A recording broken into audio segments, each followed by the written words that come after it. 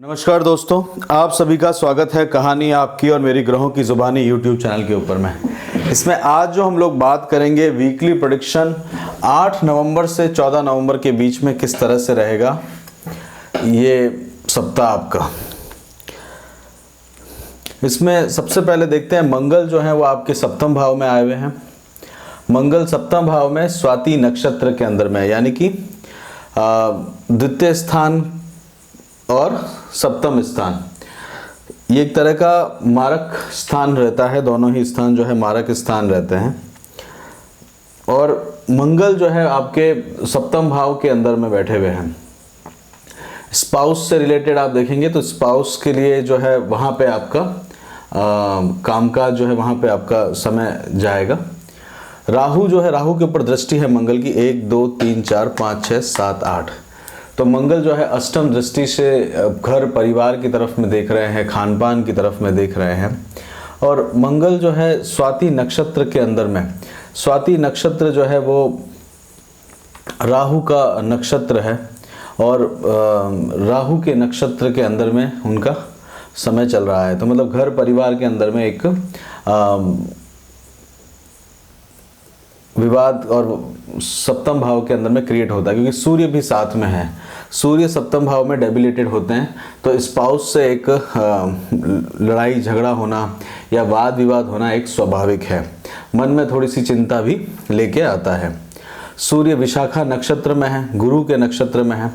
गुरु जो है वो आपके लिए त्रिकोण के स्वामी है। मूल त्रिकोण राशि गुरु की आती है, वहाँ पे शुक्र बैठे हुए हैं और 12वें स्थान के अंदर में है।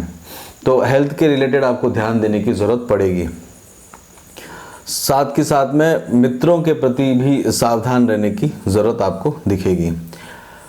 बुध जो है वो आपके सप्तम स्थान में बैठे हुए हैं, वे भी स्वाति नक्षत्र में हैं। वो करीब 22 अक्टूबर से 4 दिसंबर तक मंगल वहाँ रहेंगे और 3 नवंबर से 20 नवंबर तक बुध भी यहाँ पे रहेंगे। तो इस सप्ताह में मतलब 8 तारीख से लेकर 14 तारीख तक पूर्ण रूप से बुध, सूर्य और मंगल यहाँ रहेंगे।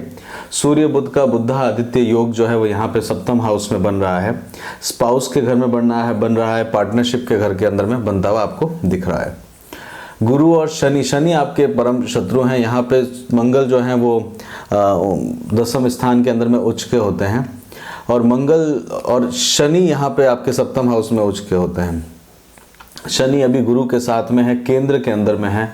गुरु का, शनि का अपनी ही केंद्र के अंदर में रहना एक तरह से शश योग बनाता है, अगर किसी की दृष्टि वहाँ पे नहीं हो और या फिर किसी के साथ में नहीं हो।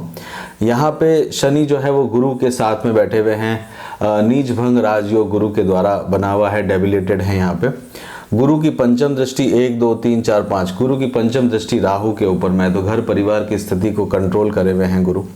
गुरु जो है 1 2 3 4 5 6 7 8 9, नवम दृष्टि से आपके कर्म क्षेत्र या जो रोग ऋण और शत्रुओं की तरफ में देख रहे हैं। गुरु अपनी नीच राशि के अंदर में है। गुरु आपके उच्च के होते हैं 4थे स्थान में। मंगल जो है वो यहाँ पे नीच के होते हैं और माता के प्रति आपका जो है एक विवाद आपको देखने को मिलता है। प्रॉपर्टी रिलेटेड कामकाज में आपको थोड़ी सी तकलीफ देखने को मिलती है। और जिस जगह आपका जन्म हुआ होता है, क्योंकि 4th हाउस घर का है आपके, और वहाँ पे आपके लग्नेश नीच के रहते हैं, तो घर से दूर आप कहीं पे भी रहते हैं, जहाँ भी आपका जन्म स्थान हुआ है वहाँ से दूर आप रहते हैं। शुक्र के घर में बैठे हुए देखिए, सूर्य मंगल और बुध शुक्र के घर में बैठे हैं। शुक्र की पोजीशन आप देखेंगे तो शुक्र जो है वो शत्रु के घर में है, मतलब बुध जो अपने आपको वो शत्रु के घर में मानते हैं, वो गुरु के घर के अंदर में बैठे हुए हैं। और वहाँ पे गुरु जो है इस समय एनर्जी उनकी कम है, तो कर्म क्षेत्र का दबाव और भाग्य का भी जो सपोर्ट है उसके अंदर में थोड़ी सी कमी आपको देखने को मिलेगी।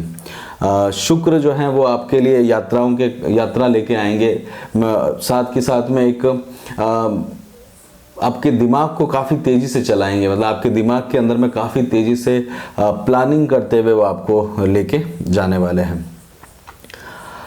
शनि की दृष्टि देखिए 1 2 3 4 5 6 7 8 9 10। शनि जो है 10वीं दृष्टि से सूर्य मंगल और बुध के घर में देख रहे हैं सप्तम हाउस में। पार्टनर की तरफ से, इन लॉस और साथ के साथ में स्पाउस की तरफ से आप देखेंगे तो वहाँ पे आपको एक जिम्मेदारी का एहसास लेके आएगा। मतलब बाहर की दुनिया के अंदर में आपको एक जिम्मेदारी बनाने के लिए आप कार्य करते हुए रहेंगे। कर्म क्षेत्र में कड़ी मेहनत करने की आवश्यकता इस समय आपको लगेगी। शनि इस समय श्रवण नक्षत्र में है, चंद्रमा के नक्षत्र में है। गुरु इस समय धनिष्ठा नक्षत्र में है। धनिष्ठा नक्षत्र जो है वे स्वयं भी मंगल का नक्षत्र है, तो मंगल की चौथी दृष्टि 1 2 3 4 मंगल की चौथी दृष्टि गुरु के ऊपर में रही है। और मंगल स्वयं स्वाति नक्षत्र मतलब राहु, तो राहु को कंट्रोल कर रहे हैं गुरु। गुरु जो है वो स्वयं जो है मंगल के नक्षत्र में है। मंगल की चौथी दृष्टि वहाँ पे सुरक्षा प्रदान करने का प्रयास कर रही है। कर्म क्षेत्र को सुरक्षित करने का आप कोशिश इस समय में आपको करने की आवश्यकता देखने को मिल रही है। शुक्र मूल नक्षत्र के अंदर में है। मूल नक्षत्र केतु का नक्षत्र है, यात्राओं से रिलेटेड अष्टम भाव के अंदर में केतु है। ये हमारी जीवन में कितनी हमारी आयु रहेगी वो अष्टम स्थान से देखा जाता है। अष्टम स्थान जो है इन लॉस के को भी देखा जाता है। वहाँ पे केतु के घर में शुक्र बैठे हुए हैं, तो किसी डीप रूट के अंदर में, किसी गहन चीज के अंदर में आपका इस समय सामंजस्य हो रहा है। मतलब कोई गहरी रिसर्च के अंदर में या कोई गहरे प्लानिंग के अंदर में आपको लेके आप जा रहे हैं। केतु वृश्चिक राशि के अंदर में है, यानी कि शनि के नक्षत्र में है। शनि के नक्षत्र, शनि आपके लिए उच्च स्थान के स्वामी हैं, दसम स्थान और 11वें स्थान के स्वामी, इंप्रूवमेंट के स्थान है। तो किसी चीज को इम्प्रूव करने के लिए, कर्म क्षेत्र से इम्प्रूव करने के लिए आपको अपना कार्य करना पड़ रहा है। अनुराधा मतलब मित्रों की सहायता लेने का कार्य आप देख रहे हैं। इस समय चंद्रमा की पोजीशन से समझते हैं तो चंद्रमा जो है 8 नवंबर को चंद्रमा मूल नक्षत्र में रहेंगे। ये दिन आपका पूरा खोजबीन के साथ में रहेगा। अपने सीक्रेट्स कामों को अंदर में आप जो है इवॉल्व करते हुए देखेंगे।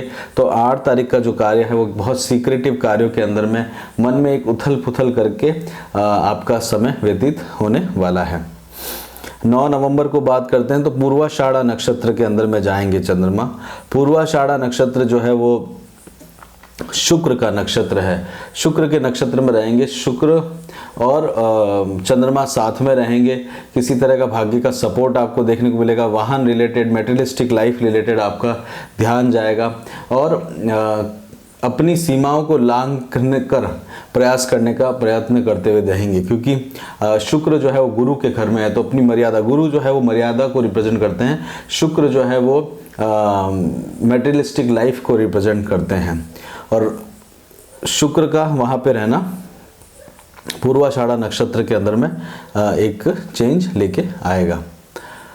उसके बाद में 10 नवंबर की बात करते हैं तो उत्तराषाढ़ा नक्षत्र के अंदर में चंद्रमा जाएंगे। उत्तराषाढ़ा नक्षत्र जो है वो अपने आप में विश्व देवाओं से है, तो आपको सपोर्ट लेने की ज़रूरत पड़ेगी। कर्म क्षेत्र के अंदर में रहेंगे। टाइम से रिलेटेड आपको साथ के साथ में अपनी जो आकांक्षाएं हैं उनका मदद लेना की ज़रूरत पड़ेगी। साथ के साथ में आपको एक थोड़े से एग्रेशन की कमी आपको स्पाउस के ऊपर आप करेंगे। यही एग्रेशन 9 तारीख को आपको ज़्यादा दिखेगा, उत्तराषाढ़ा नक्षत्र के अंदर में कम दिखेगा। पूर्वाषाढ़ा नक्षत्र के अंदर में जलीय राशि, जलीय है, अपान जो है वो जलीय देवता है। और पूर्वाषाढ़ा और शुक्र भी जो है वो जलीय राशि है, जलीय ग्रह हैं। तो दोनों का आपस में रहने के कारण क्या है कि एक तरह से पानी से रिलेटेड, जो पानी से रिलेटेड कार्य करते हुए आप उस समय अपने आप को देखेंगे। और 10 तारीख को, 10 नवंबर को आप देखेंगे तो उत्तराषाढ़ा में जाएंगे, तो यहाँ पे आप कर्म क्षेत्र के अंदर में काम करते हुए दिखेंगे। माता से रिलेटेड काम करते हुए दिखेंगे। गुरु और चंद्रमा जो है वो अब एक ही घर में रहेंगे। 11 नवंबर को चंद्रमा श्रवण नक्षत्र में जाएंगे। शनि और चंद्रमा एक ही नक्षत्र में रहेंगे। एक तरह का विष योग वहाँ पे बनता हुआ होते हुए आपको दिखेगा। किसी कारणवश आपको जो है इस समय कुछ खास ज़्यादा अच्छा रहेगा नहीं। 11 नवंबर किसी कारणवश किसी दुख आपको देखने को मिलेगा। 12 नवंबर को आप देखेंगे धनिष्ठा नक्षत्र में चंद्रमा रहेंगे। धनिष्ठा नक्षत्र में गुरु ऑलरेडी बैठे हुए हैं और गुरु का वहाँ पे रहना धनिष्ठा नक्षत्र के अंदर में किसी पोजीशन को डिफाइन करता है, मतलब वेल्थ को डिफाइन करता है। तो वेल्थ के लिए काम करने की आप प्रारंभ इस दिन करेंगे। अपनी रीगेन करने की एनर्जी को कोशिश करेंगे। धनिष्ठा नक्षत्र जो है आपके लग्नेश मंगल का है, तो सपोर्ट लेने का कोशिश करेंगे। सप्तम भाव में मंगल चल रहे हैं। मंगल का सप्तम भाव के अंदर में स्पाउस का डोमिनेंसी क्रिएट करता है। 13 नवंबर को आप देखेंगे तो चंद्रमा जो है शतविशा नक्षत्र में जाएंगे, और शतविशा नक्षत्र, और इस दिन जो है शुक्र जो है पुष्य नक्षत्र के अंदर में जाएंगे, यानी कि पूर्वाषाढ़ा नक्षत्र के अंदर में जाएंगे इस समय में। तो पूर्वाषाढ़ा नक्षत्र जो है ऑलरेडी शुक्र का ही नक्षत्र है, तो अपने नक्षत्र के अंदर में शुक्र का मूवमेंट रहेगा, और शतविशा नक्षत्र राहु का नक्षत्र है, और आपके लिए जो है वो 13 तारीख को लाभ, आप जो है उसको लाभ प्राप्त करने के लिए आप जो है अपने आप को मित्रों के साथ समय बिताने के लिए उस तरह से आपका समय जाएगा। धन का व्यय होगा, क्योंकि राहु सेकंड हाउस में है और लाभ स्थान के अंदर में चंद्रमा जा रहे हैं, तो वहाँ पे धन का व्यय करते हुए दिखेंगे, मित्रों के साथ में समय को व्यतीत करते हुए 13 नवंबर का समय निकलेगा। 14 नवंबर को पूर्वाषाढ़ा नक्षत्र में जाएंगे, एकादशी वहाँ पे रहेगी, 12वें स्थान में चंद्रमा का रहेगा। हेल्थ का ध्यान देने की ज़रूरत है। पूर्वाषाढ़ा नक्षत्र जो है रुद्र का नक्षत्र है, सेहत से रिलेटेड है और हेल्थ से, तो इस दिन रेस्ट करते हैं, और बेड से भी रिलेटेड है, मतलब, और 12वां स्थान जो है वो बेड और आइसोलेशन से रिलेटेड भी रहता है। तृतीय दृष्टि रहेगी शनि की 1, 2, 3, तृतीय दृष्टि से शनि वहाँ देख रहे होंगे, और तृतीय दृष्टि जो है शनि की कामुकता को डिफाइन करती है। तो इस दिन 14 नवंबर को हो सकता है कि आप जो है अपना समय अपने स्पाउस के साथ में व्यतीत करते हुए दिखेंगे। हेल्थ के लिए बात करी जाए आपकी नक्षत्रों के बाद में, तो हेल्थ का आप ज़रूर ध्यान दीजिएगा। स्पाउस की हेल्थ का विशेष करके ध्यान देने की ज़रूरत है, क्योंकि सप्तम भाव में सूर्य है, मंगल भी बैठे हुए हैं, बुध जो है अपने से हाउस से सेकंड हाउस में बैठे हुए हैं, तो वो ध्यान देने की ज़रूरत है। और सप्तम हाउस का स्वामी जो है शत्रु घर के अंदर में है, और शत्रु घर के अंदर में शत्रु डेबिलेटेड राशि के अंदर में है, तो अपने घर की रक्षा का भी उसको थोड़ी सी दिक्कत लेके आएगा। तो शुक्र यहाँ पे अपना बोलबाला बनाते हुए दिखेंगे भाग्य के अंदर में। एजुकेशन से रिलेटेड बात करी जाए तो एजुकेशन ओवरऑल आपको अच्छा चलता रहेगा। आप जो है एजुकेशन के अंदर में ठीक करते रहेंगे ऑन एवरेज। पोस्ट ग्रेजुएशन वगैरह कर रहे हैं तो उसमें काफ़ी अच्छी मेहनत आपको करने की आवश्यकता पड़ेगी। विवाह के लिए इस समय योग नहीं है, विवाह का नहीं बनाइएगा। किसी से प्रेम करते हैं तो वहाँ पे भी थोड़ा सा सावधान रहिएगा, तो पंचमेश जो है सातवीं राशि में है, सूर्य पंचमेश है और वो 7वीं है, तो इस समय में हो सकता है किसी से प्रेम होता हो, और ये समय जो है आपका इस तरह से इन्वॉल्व भी हो सकता है। बच्चों के लिए प्लान कर रहे हैं तो बच्चों के लिए आप इस समय प्लान जो है ज़्यादा कुछ वो खास इस समय रहेगा नहीं, क्योंकि सूर्य जो है वो सप्तम स्थान के अंदर में बैठे हुए हैं, पंचमेश जो है द्वितीय स्थान में राहु हैं, और 11वें स्थान का स्वामी जो है वो अपने आप में अपनी ही राशि के अंदर में है, शनि जो है अपने, तो वो संतान को रिप्रेजेंट नहीं करते हैं। घर खरीदना चाहते हैं तो उसके लिए समय जो है वो ऑन एवरेज ठीक है, या घर अगर आप बेचना चाहते हैं तो बेचने के लिए समय जो है ये एक तरह से इतना खास नहीं है। अभी ना बेचेंगे तो आपके लिए बेनिफिट रहेगा। खरीदना चाहते हैं तो अभी थोड़ा सा मुश्किलात आपको देखने को मिलेंगे, पर आप अगर खरीदना ही चाहते हैं तो अपने बड़े भाई को इन्वॉल्व करके करें। हालांकि कितना सहयोग मिलेगा बड़े भाई से वो आपको, क्योंकि गुरु जो है वो शनि के साथ में डेबिलिटेड बैठे हुए हैं इस समय में। शेयर मार्केट में अगर डील करते हैं तो शेयर मार्केट के अंदर में आप संभल के डील करिएगा। 10वें और 11वें स्थान का स्वामी जो है लाभ स्थान का स्वामी अपने से 12वें में है, तो लाभेश जो है 12वें में चल रहे हैं। फिर भी आप, और सूर्य पंचम स्थान का स्वामी है, स्पेकुलेशन या गैम्बलिंग से रिलेटेड जो है अपनी डेबिलेटेड राशि के अंदर में है, तो बहुत व्यय उसमें ना कर दे। और राहु जो है इसके लिए प्रमोट करेंगे आपको। राहु जो है सपने जो है, राहु जो है धुआं एक तरह से, वो आपको सपने दिखाएगा और उससे आप नुकसान ना कर बैठे, तो सावधानी से करिएगा। जॉब के लिए बात करी जाए तो जॉब जो है आपका ओवरऑल थोड़ी सी चिंता वहाँ बनी रहेगी। बिजनेस अगर आप इस समय करना चाहते हैं तो बिजनेस के लिए थोड़ा सा समय रुक जाइए, ये कड़ी मेहनत का समय आपका निकलने के बाद आप इस चीज़ को कर सकते हैं।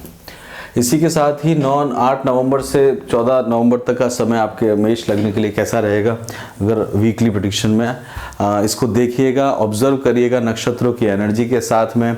नक्षत्रों की एनर्जी बहुत इंपॉर्टेंट रहती है हमारी दिनचर्या के ऊपर में। आप आसपास सब देखेंगे तो वैसा ही आपको नक्षत्रों की एनर्जी से ज्ञात होने को लगेगा। रेमेडी के अंदर में अगर आप देखा जाए तो शनि की उपासना करने से आपको फ़ायदा मिलेगा। शनि आपके लिए एक तरह से शत्रु ही रहते हैं, वो आपके लिए इतने इफ़ेक्टिव नहीं रहते। सप्तम भाव में सूर्य है तो सूर्य की उपासना भी करने से स्पाउस से संबंध जो है वो इम्प्रूव होते हुए बनते हैं। इसी के साथ ही यहीं पे रोकते हैं मेष लग्न का 8 नवंबर से 14 नवंबर के बीच का समय। अगर आपको पसंद आया हो तो लाइक करिए, शेयर करिए। कंटिन्यू वीडियो पाने के लिए चैनल को सब्सक्राइब करिए। अपना खूब ध्यान रखिए, खुश रहिए। जय श्री राम।